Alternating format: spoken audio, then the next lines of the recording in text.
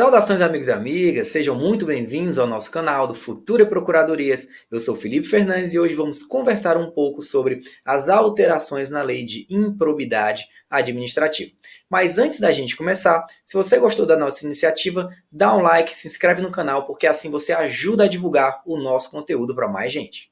Então vamos lá. A Lei 14.230 de 2021 alterou a nossa querida Lei de Improbidade Administrativa, a Lei 8429 de 92, que a gente pode até dizer que é uma nova Lei de Improbidade agora, porque foram tantos os dispositivos alterados que a gente tem um diploma severamente ou significativamente distinto. E o nosso papel nesse vídeo aqui, rapidinho, a gente vai analisar alguns aspectos muito relevantes no que tange ao dolo e à atuação dos órgãos de advocacia pública. Então vamos lá. A meu ver, uma primeira análise desse diploma é que ele trata o dolo como um elemento essencial à improbidade administrativa.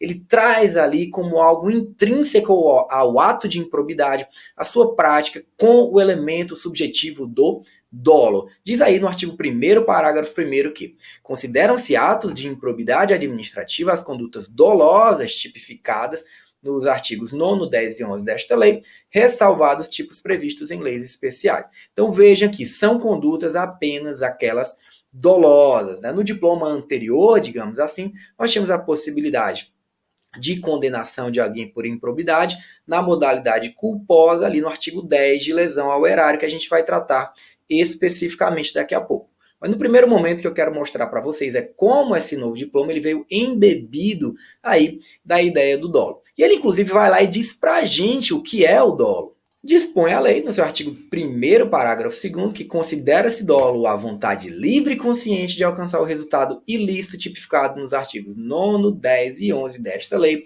não bastando a voluntariedade do agente. Então aqui a gente destaca, né, que tem que ser um dolo específico. Mas aí tudo bem, e se não houver dolo, o que acontece?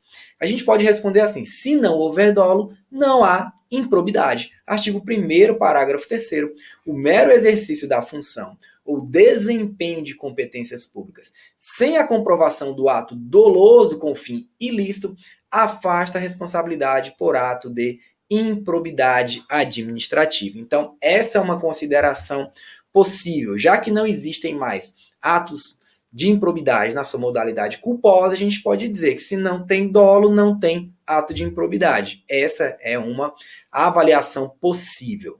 E aí eu demonstro para vocês, né, onde é que residia o tipo culposo de improbidade no artigo 10, lesão ao erário. Dizia, constitui ato de improbidade administrativa que causa lesão ao erário, qualquer ação ou omissão, olha a redação agora, dolosa que enseja efetiva e comprovadamente perda patrimonial, desvio, apropriação, malbaratamento ou dilapidação dos bens ou haveres das entidades referidas no artigo 1º desta lei, e notadamente, ele segue com aquele rol, com os atos que podem ser considerados atos de improbidade nos termos do artigo 10, lesão ao erário. O que eu quero destacar para vocês, deixar bem claro é que o quê? Esse dispositivo, esse artigo 10, ele comportava aí a improbidade administrativa com base em culpa, né? A doutrina, existe uma parcela da doutrina que criticava e dizia, olha, vamos dizer que eu chego na minha repartição pública, vou lá, tropeço no fio, quebro um computador, cai no chão, quebra, era um MacBook, era um computador caro. E aí, nesse caso, você pode considerar, de acordo com a letra da lei, que eu pratiquei um ato de improbidade administrativa, lesão ao erário, na sua modalidade culposa. Então, me parece que o legislador ele teve uma preocupação muito grande, aqui sem fazer nenhum juízo de valor, em restringir agora, nesse momento, todos os tipos de improbidade à modalidade dolosa. E é por isso que a gente lembra bem aqui do artigo 10, que, acredito eu, será muito bem lembrado em suas bancas de concurso, enfim, em todos os momentos, aí, artigos e palestras, etc. Acredito que será aí um queridinho de todos nós do mundo jurídico. Não no sentido de que gostemos dele, mas no sentido que ele será muito lembrado e compreendo. Só que eu prometi para vocês que a gente ia tratar de outro aspecto relevante também. Além da questão do dolo, né, que a gente deixou assentado, acredito eu, a gente tratou também, a gente vislumbrou, ventilou também, que ia tratar dos órgãos de advocacia pública. O que é que mudou em relação aos órgãos de advocacia pública aqui nesse novo diploma em relação ao diploma anterior? antigamente tinham competência para ajuizar as ações de improbidade tanto o Ministério Público quanto a pessoa jurídica interessada, que o fazia por meio de seus órgãos de procuradoria, órgãos de advocacia pública. Era isso que dizia a legislação da sua regência anterior. Mas agora, no entanto, essa competência, essa legitimidade, ela está restrita ao Ministério Público. Se os dois tinham competência e agora só um tem, a gente pode dizer que um deles perdeu a competência. Então, no caso, a advocacia pública ela não tem mais a competência para o ajuizamento dessas ações de improbidade. Ah, quer dizer que agora ela não tem mais atuação nenhuma dentro da lei de improbidade? Calma, eu não disse isso. A gente vai conversar sobre isso mais na frente. Mas vamos lá. Artigo 17 vai lá da redação atual e diz: a ação para a aplicação das sanções de que trata esta lei, a lei de improbidade, será proposta pelo Ministério Público e seguirá o procedimento comum previsto no CPC de 2015. Então vejam, Ministério Público e só o Ministério Público. Se é só ele, quer dizer que a pessoa jurídica interessada, e aí no caso a advocacia pública, perdeu uma importante competência, né? Aqui me parece, né, na verdade fica bem claro, que o legislador ele quis restringir os legitimados, talvez para controlar um pouco a quantidade de ajuizamento de ações de improbidade, enfim, né, não cabe a nós buscar a vontade do legislador, mas a vontade da lei. E o que está esculpido neste momento na lei é que apenas o Ministério Público tem essa legitimidade. Tá certo, mas aí tudo bem. Mas antes os órgãos de advocacia pública eles tinham a competência, né? Na verdade, o ente, né, por meio desses órgãos. Sim, tinham.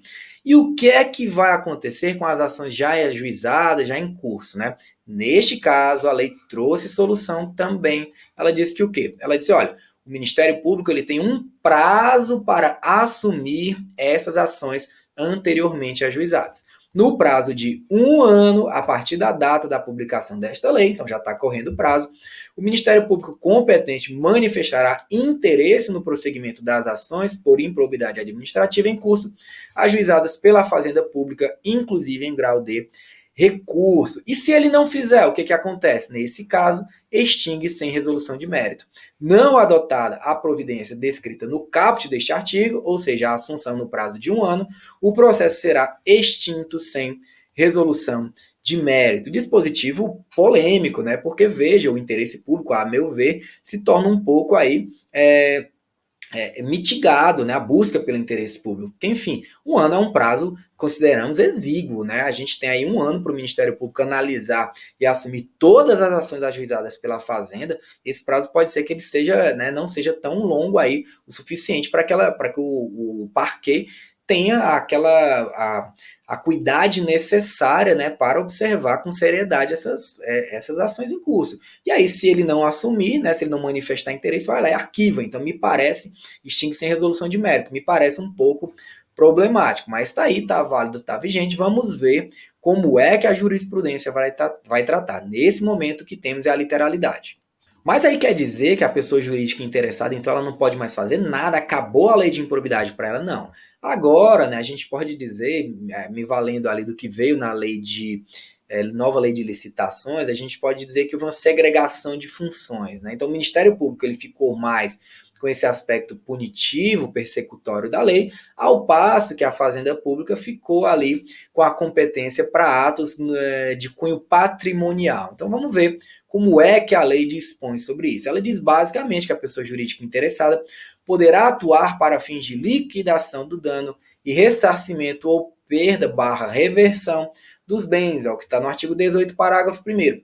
Se houver necessidade de liquidação do dano, ou seja, houve um dano, a gente tem que tornar esse dano líquido, né? Tem que saber de quanto foi esse dano, aí Fazenda Pública, a pessoa jurídica prejudicada procederá a essa determinação e ao ulterior procedimento para cumprimento da sentença referente ao ressarcimento do patrimônio público ou a perda ou reversão de bens, né, quando for o caso. Então veja que aqui me parece que houve uma segregação, cada um fica aqui no seu quadrado, né? Então a administração pública ela vai ter uma atuação mais de cunho patrimonial, então aqueles órgãos, né, órgãos de procuradoria que já tinham setores especializados em improbidade, me parece que eles vão simplesmente mudar a forma de atuação deles. Mas vocês viram, né? A Fazenda Pública ela tem competência para fazer isso, tem legitimidade para fazer isso. E se ela não o fizer, tem prazo para isso? Como é que funciona? Sim, funciona da seguinte forma. Ela tem um prazo de 6 meses para fazer isso, contado do trânsito em julgado da sentença de procedência, lógico, da ação. E se ela não fizer isso, aí volta para o MP assume, né? Mas não foi só isso também que ficou reservado, né, aos órgãos aí, né, a Fazenda Pública / órgãos de procuradoria, não.